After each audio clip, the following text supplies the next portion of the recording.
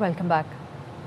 Iran के शहीद supreme leader Ayatollah ख़ामनाई के आखिरी मरासिम तेहरान में ग्रैंड मुसल्ला के दरवाजे आवाम के लिए खोल दिए गए। लाखों सोगवारों की आमद आज और कल शहीद सुप्रीम लीडर का आखिरी दीदार कर सकेंगे। मरकजी नमाज जनाजा कल सुबह अदा की जाएगी। तदफीन 9 जुलाई को मशहद में होगी।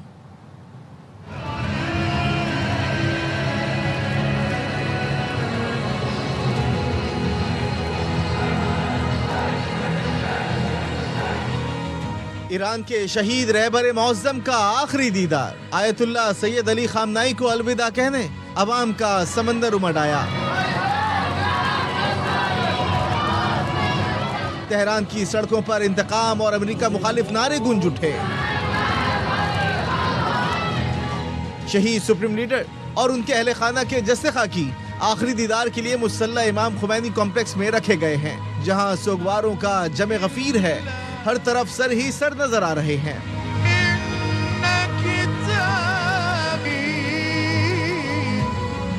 जुमे को होने वाली ताज़ियती तकरीब में मुख्तलिफ मुल्कों के सरबरा और वफूद ने शिरकत की। पाकिस्तान, सऊदी अरब, कतर, तुर्किया समेत दुनिया भर के कायदीन ख़ामनाई को खराज अकीदत पेश करने तेहरान पहुंचे।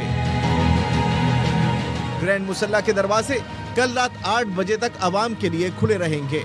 मरकजी नमाज जनाजा कल सुबह अदा की जाएगी। पीर को तेहरान में मकामी वक्त के मुताबिक सुबह 6 बजे जनाजे का जुलूस शुरू होगा। मंगल को कुम, बुध को नजफ और करबला में जनाजे के जुलूस होंगे। 9 जुलाई को मशहद में तदफीन की जाएगी।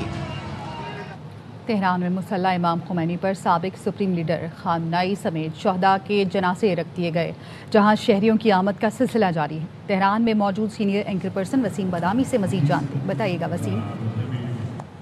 मुसल्ला इमाम खुमैनी में मनाजिर कुछ इस तरह के हैं, जहां मेरे अक़ब में इस मकाम पर यहाँ पर जनाजे रखे गए हैं, जसद खाकी रखे गए हैं और शुरका की एक बहुत बड़ी तादाद में यहाँ पर मौजूद है, जो कि आ रही है और जा रही है। यहाँ पर तराने पढ़े जा रहे हैं, अपने लीडरान से इज़हार यकजहती किया जा रहा है और ख़वातीन की भी एक बहुत बड़ी तादाद है जो उस जाने मौजूद है।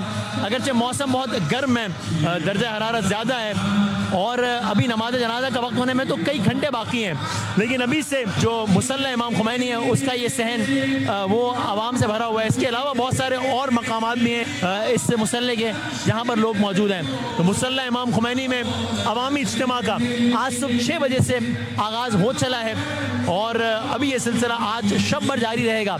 कल ईरान के मकामी वक्त के मुताबिक सुबह 8 बजे यहाँ पर नमाज जनाजा अदा की जाएगी और फिर उसके बाद दोबारा यही मनाजिर होंगे जब लोग आएंगे और उनको मौका मिलेगा जनाजों का या जसद खाकी का या ताबूत के दीदार का। परसों ये यहाँ पर एक बड़ा जुलूस की सूरत में लोग यहाँ से निकलेंगे और फिर अपने मुकर्रर करदा रास्तों से होते हुए और फिर कुम की जानिब जाएंगे। ईरान अमेरिका से डील करने के लिए बेताब है। अमेरिका के दुश्मनों को तारीख के अंधेरों में धकेल दिया। सदर ट्रंप का साउथ डकोटा में जश्न आज़ादी की तकरीब से खिताब, कहा हमने ईरान को ताकतवर तरीन हमले से मुकम्मल नाकामी से दोचार किया। वेनेजुएला को एक दिन में शिकस्त दी। अली ख़ामनाई की तदफीन के मौके पर मुज़ाकरात आर्जी तौर पर रोक दिए। इंसानी हमदर्दी की बुनियाद पर ईरान को 1 हफ्ते की मोहलत दी। We beat Venezuela in one day and we knocked the hell out of Iran. They're dying to settle. They want to settle so badly. We gave them a week off for a funeral because we're nice. Sure. We can only lose the midterms if we allow ourselves to lose the midterms, if we are foolish, stupid and unwise. आलमी एजाज़ात मोदी के लिए रुसवाई का सबब बनने लगे। बरतानवी अखबार the guardian ने मोदी को गैर मुल्की दौरों पर मिलने वाले एजाज़ात पर सवालात उठा दिए। लिखा, मोदी को सेशल्स में दिया गया guardian of the blue horizon उनके दौरे से सिर्फ 3 रोज़ पहले तख्लीक किया गया। मोदी अवार्ड के पहले और अब तक वाहिद वसूल कुनंदा हैं।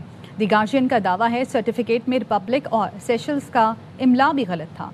एजाज़ AI की मदद से तैयार होने की ज़द पर आ गया। अखबार का दावा है कई गैर मुल्की दौरों में मोदी को वो एजाज़ात और असनाद मिलती हैं जो कोई और वसूल नहीं करता। रिपोर्ट के मुताबिक मोदी के दौरा इसराइल से पहले इसराइल ने मेडल ऑफ नेस्ट का एजाज़ तख्लीक किया और मोदी को थमा दिया। आज तक मोदी ही उस इसराइली एजाज़ के वाहिद वसूल कुनंदा हैं। भारतीय अपोजिशन का इल्ज़ाम है मोदी हुकूमत बैरूनी एजाज़ात को दाखिली सियासी इमेज बिल्डिंग के लिए इस्तेमाल कर रही है।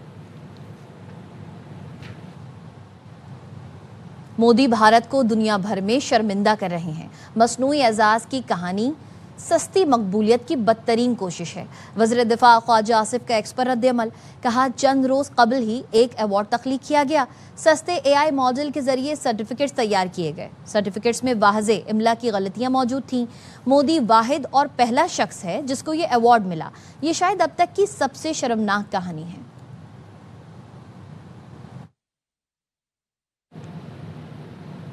MQM रहनुमा डॉक्टर फारूक सत्तार की वफाकी हुकूमत को मुतालबात मंजूर न होने पर ऑपोजिशन बेंचों पर बैठने की धमकी।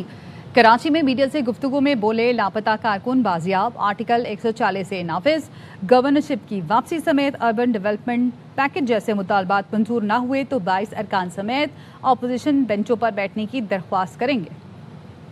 40 पे अमल दरामद के लिए इस कमेटी को तेज फौरी कायम करे, इसका नोटिफिकेशन दे, और अगर ये कायम नहीं होती अर्बन डेवलपमेंट पैकेज में जो रकम मांगी गई है, जो कराची का हक है, 7 अरब रुपए से काम नहीं चलेगा। कम से कम 70 अरब रुपए तो देना भाई। कुछ ना कुछ अब करें, अब करने का वक्त है, नावर नेवर। मैं इसलिए कह रहा हूँ। दूसरा, हमारी गवर्नरशिप हमें वापस की जाए जल्द अज जल्द। इन चारों मुतालबात पर जिन पर आपने कमिट किया है, अगर अमल दरामद नहीं करेंगे, अपने 22 MNA की तरफ से स्पीकर साहब को ये दरखास्त दें कि हमारा ऑपोजिशन की बेंचों पर बैठने का इंतजाम करें। MQM आज भी अवामी मैंडेट के बजाय शॉर्टकट की सियासत पर यकीन रखती है। वफाकी मुदाखलत जैसे मामलात को सियासी दबाव के लिए इस्तेमाल करना ब्लैक मेलिंग का सबूत है। सिंध के सीनियर वजीर शर्जिल इनाम मेमन का फारूक सत्तार के बयान पर रद्द-ए-अमल, कहा MQM बताए वफाक का हिस्सा होने के बावजूद कराची के लिए किए गए वादों पर अमल क्यों नहीं करा सकी। फारूक सत्तार नाकामियों का मलबा सिंध हुकूमत पर डालने के बजाय वफाक से सवाल करें। पीपल्स पार्टी का मैंडेट किसी प्रेस कॉन्फ्रेंस, धमकी या सियासी ब्लैकमेलिंग से तब्दील नहीं हो सकता। वफाकी मुदाखलत या आईनी इदारों को सियासी तनाज़ात में घसीटने से इक़्तिदार नहीं मिलता।